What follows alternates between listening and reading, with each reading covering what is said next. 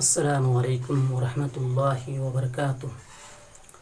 الحمد للہ رب العالمین والصلاة والسلام علی رسولہ الکریم، اما بعد۔ عن ابی ہریرہ رضی اللہ تعالی عنہ سمعت رسول اللہ صلی اللہ علیہ وسلم یقول حق المسلم علی المسلم خمس: رد السلام وعیادۃ المریض واتباع الجنائز وإجابة الدعوة وتشمیت العاطس، متفق علیہ۔ معزز ناظرین، آج کی اس درس میں میرا موضوع گفتگو ہے ایک مسلمان کا دوسرے مسلمان پر کتنے حقوق ہیں۔ ایک مسلمان کا دوسرے مسلمان پر بہت سارے حقوق ہیں، لیکن آج کے اس درس میں آپ کے سامنے جو حدیث پڑھنے کا شرف حاصل کیا ہوں وہ یہ ہے کہ ایک مسلمان کا دوسرے مسلمان پر 5 حق ہے،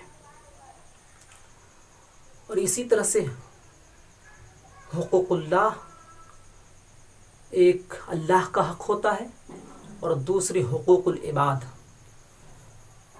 بندوں کا حق ہوتا ہے، اور حقوق العباد ہی میں سے کئی حقوق ہوتے ہیں جو قرآن و حدیث کے اندر موجود ہے۔ مثلا بھائی کے حق الگ بتلائے گئے ہیں، بہنوں کے حق الگ بتلائے گئے ہیں، ماں باپ کے حق الگ بتلائے گئے ہیں، پڑوسیوں کے حق الگ، رشتہ داروں کے حق الگ، پوری چیپٹر موجود ہے۔ لیکن آج کے اس درس میں جس موضوع کو لے کر آپ کے سامنے آیا ہوں وہ ہے ایک مسلمان کا دوسرے مسلمان پر کتنے حقوق ہیں۔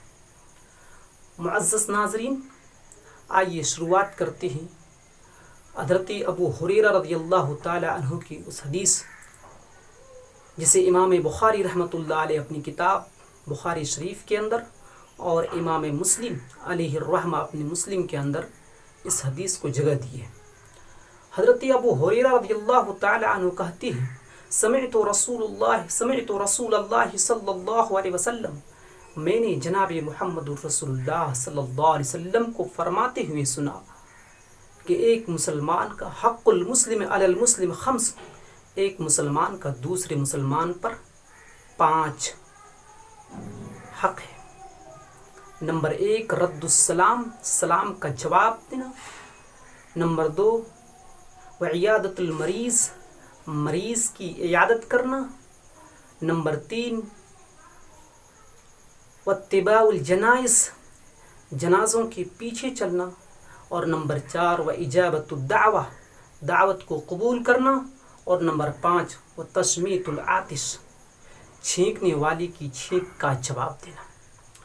معزز ناظرین، آپ سمجھ رہے ہوں گے یہ تو بڑا آسان کام ہے، ارے سلام کا جواب دے دیں گے، بیمار کی عیادت کر لیں گے، اس میں تو کوئی بڑی چیز نظر نہیں آ رہی ہے، کوئی بڑا کام دکھائی نہیں دے رہا ہے، یہ تو ہم کر لیں گے۔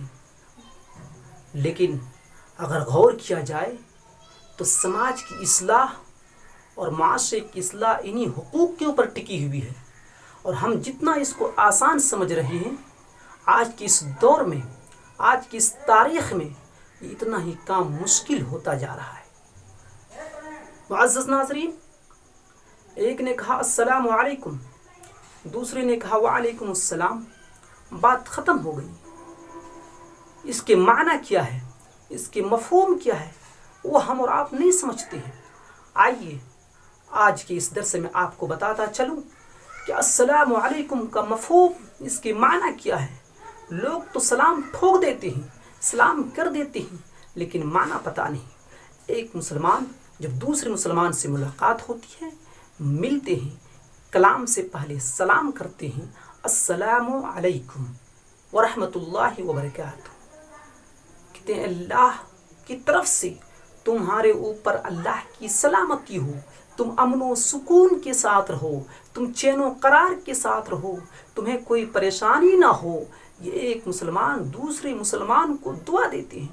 دوسرا مسلمان جو پریشانی کے عالم میں مبتلا ہے، مصیبت میں پڑا ہوا ہے، وہ کہتا ہے میرے بھائی ایسے مصیبت میں تو نے مجھے ایسی دعا دی، تو وہ کہتے ہیں وعلیکم السلام، آپ پر بھی اللہ کی سلامتی ہو، آپ پر بھی اللہ کہ امن ہو، سکون کے ساتھ رہو تم بھی، اور میں یہ بھی دعا دے رہا ہوں۔ معزز ناظرین، لیکن آج ہم نے اور آپ نے سلام کے معنی اور مفہوم کو نہیں سمجھا۔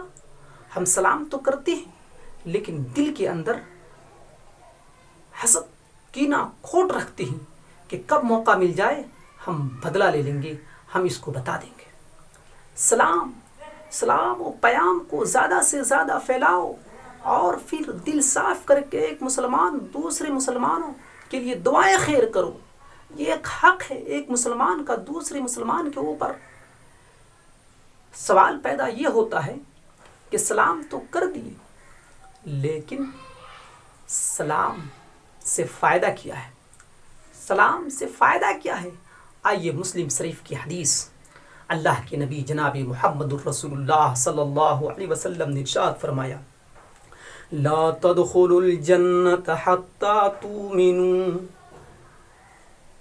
اس حدیث کے راوی بھی حضرت ابو ہریرہ رضی اللہ تعالیٰ عنہ کہتے ہیں کہ تم اس وقت تک جنت میں نہیں جا سکتے ہو، تمہاری انٹری اس وقت تک جنت میں نہیں ہوں گے، تم جنت میں نہیں جاؤ گے حتی تؤمنوا، جب تک کہ تم ایمان نہ لے آؤ، وَلَا تُؤْمِنُوا حَتَّى تَحَابُّوا، اور تم مومن نہیں ہو سکتے ہو، تم مومن نہیں کہلا سکتے ہو یہاں تک کہ آپس میں محبت نہ کرنے لگو۔ آگے اللہ کے نبی جناب محمد الرسول اللہ صلی اللہ علیہ وسلم فرماتے ہیں، اولا ادلکم علی شیء اذا فعلتموه تحاببتم افشوا السلام بینکم، کیا میں تمہیں ایسی بات کی خبر نہ دوں، کیا میں تمہیں ایسی چیز نہ بتلاؤں، اگر تم اس چیز کو اختیار کر لو گے، اس چیز کو اپنا لو گے، اس چیز کو رکھ لو گے، اس فارمولہ کو تم اکٹھا کر لو گے، تو پھر جنت میں چلے جاؤ گے۔ افشوا السلام بینکم، آپس میں ایک دوسرے کو سے سلام کیا کرو، سلام کو پھیلاؤ، سلام کو عام کرو۔ یہ فائدہ ہے۔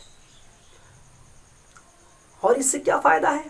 آئیے ایک دوسری حدیث، حضرت عمران بن حسین رضی اللہ تعالی عنہما اس حدیث کے راوی ہے، کہتے ہیں قال جاء رجل الى النبی صلی اللہ علیہ وسلم، ایک آدمی اللہ کے نبی جناب محمد الرسول اللہ صلی اللہ علیہ وسلم کے پاس آتے ہیں اور کہتے ہیں السلام علیکم۔ اللہ کے نبی صلی اللہ علیہ وسلم نے اس کا جواب دیا، ثم جلس، پھر وہ آدمی بیٹھ گیا، فقال النبی صلی اللہ علیہ وسلم، اللہ کے نبی نے فرمایا، فقال 10، ان کے لیے 10 نے کیا ہے۔ ثم جاء آخر، پھر دوسرا شخص آیا اور اس نے کہا السلام علیکم ورحمۃ اللہ۔ اللہ کے نبی صلی اللہ علیہ وسلم نے اس کا جواب دیا، پھر وہ شخص بیٹھ گیا، آپ نے فرمایا اس کے لیے 20 نے کیا۔ ثم جاء آخر، پھر تیسرا شخص آیا اور اس نے کہا السلام علیکم ورحمۃ اللہ وبرکاتہ، پھر وہ بیٹھ گیا، اللہ کے نبی نے سلام کا جواب دیا، پھر وہ شخص بیٹھ گیا، آپ نے فرمایا کہ اس کے لیے 30 نے کیا۔ تو سلام سے یہ فائدہ ہے، لیکن آج ہم سلام کرنے سے کتراتے ہیں، آج ہم سلام کرنے سے شرمندگی محسوس کرتے ہیں۔ آج بیوی شوہر کو سلام نہیں کر پاتی، شوہر بیوی کو سلام نہیں کرتا، کیوں؟ شرم محسوس ہوتی ہے۔ اللہ اکبر!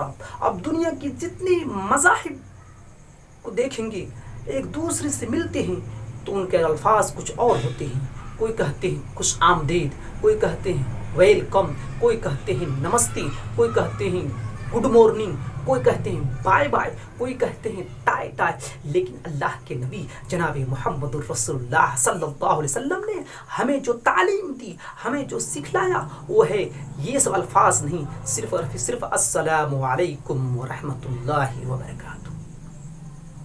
یہ ہے ہم سلام کرنے سے کترا رہے ہیں، سلام کرنے سے ڈر رہے ہیں۔ معزز ناظرین، ہمیں اور آپ کو ضرورت ہے کہ زیادہ سے زیادہ سلام کو پھیلائیں، سلام کو عام کریں، اور آپ صحابہ کرام رضوان اللہ علیہم اجمعین کے حالات کو دیکھیں گے، آپ کو پتہ چلے گا کہ کیسے کیسے صحابہ کرام رضوان اللہ علیہم اجمعین سلام کرنے کے لیے اپنے گھروں کو چھوڑ دیتے تھے۔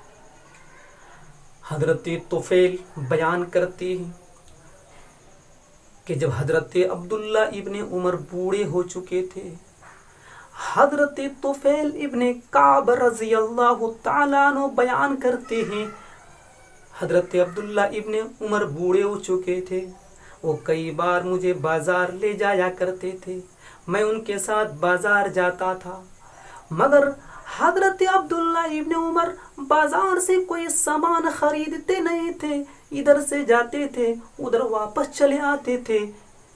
کئی بار میں نے جب یہ دیکھا، ایک بار میں نے سوال کر دیا، عبداللہ ابن عمر، طفیل سوال کرتے ہیں اپنے استاد محترم صحابی رسول سے، اے عبداللہ ابن عمر رضی اللہ تعالیٰ عنہما، آپ تو بازار جاتے ہیں، کوئی سامان خریدتے بھی نہیں اور واپس چلے آتے ہیں، معاملہ کیا ہے، ماجرا کیا ہے، ذرا بتائیے تو صحیح۔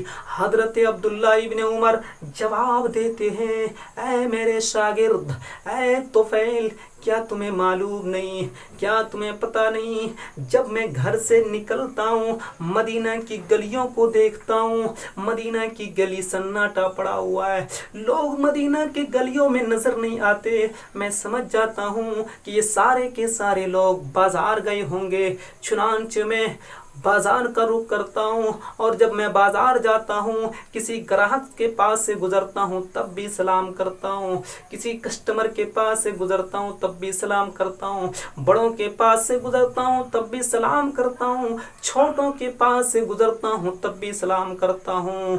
حضرت طفیل کہتے ہیں، ہاں ہاں میں نے تو ایسا کرتے ہوئے آپ کو دیکھا، کہ میں نے اس لیے اس طریقہ کو اپنایا کہ کل قیامت کے دن زیادہ سے زیادہ نیکیاں ہمارے سامنے آئے۔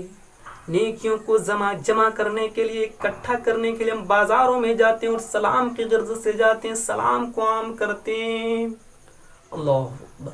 لیکن آج ہم چون کر کے سلام کرتے ہیں، جن کو پہچانتے ہیں یا پھر جن سے ہمیں مطلب ہے، جن سے ہمیں کچھ فائدہ ہے، ان کو ہم سلام کرتے ہیں۔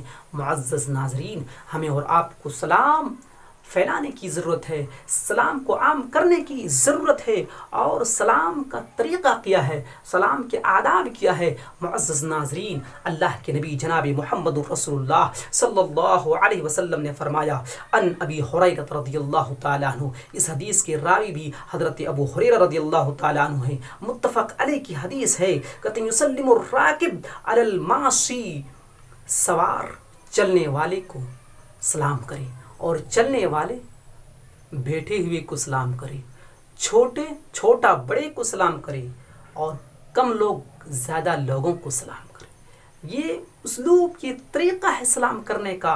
اور اسی طرح سے اس حدیث کے راوی بھی حضرت ابو ہریرہ رضی اللہ تعالیٰ عنہ ہیں، حدیث ابو داؤد شریف کی ہے، کہتے ہیں اللہ کے نبی صلی اللہ علیہ وسلم نے فرمایا، جب تم میں سے کوئی شخص اپنے بھائی کو ملے تو اسے سلام کہے، پس اگر ان کے درمیان کوئی دیوار، پتھر یا درخت حائل ہو جائے اور پھر اسے ملے تو اسے چاہیے کہ پھر سلام کرے، اور بار بار سلام کرنا یہ مستحب ہے۔ معزز ناظرین، اخیر میں اللہ رب العالمین سے دعا ہوں کہ رب قدیر ہمیں زیادہ سے زیادہ سلام و پیام کو عام کرنے کی توفیق عطا فرما۔ وآخر الدعوانا الحمدللہ رب العالمین، والسلام علیکم ورحمۃ اللہ۔